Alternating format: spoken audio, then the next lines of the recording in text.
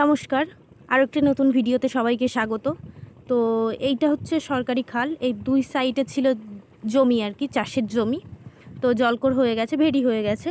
তো সাইড থেকে যাচ্ছি, আর এই সরকারি খালে গরিব মানুষরা মাছ ধরতো, সবাই ধরতো। আর এই হচ্ছে আর কি জমি, চাষের জমির অবস্থা। পুরো চারিদিক জলকর, ভেড়ি হয়ে গেছে, নোনা জল ঢুকে গেছে।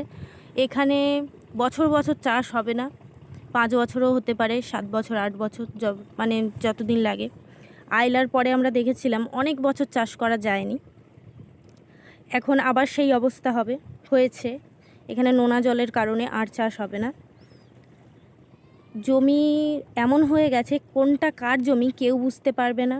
মানুষের এতটা খারাপ দশা আর কি। নোনা জল তো ঢুকেছে, তার উপরে কার জমি কোনটা।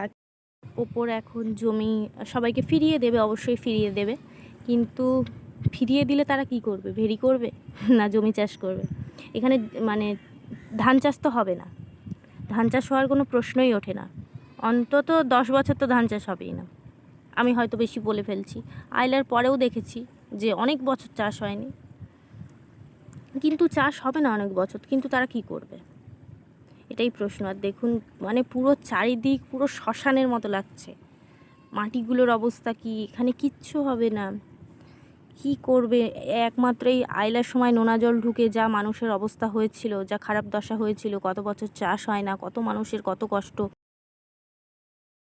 পুরোই মরুভূমি লাগছে। যাই হোক, তো পরবর্তী আপডেট পেতে আমার চ্যানেলটা সাবস্ক্রাইব করবেন, পাশে থাকবেন। তো আজকের মতো ভিডিও এই পর্যন্ত, দেখা হবে নেক্সট ভিডিওতে।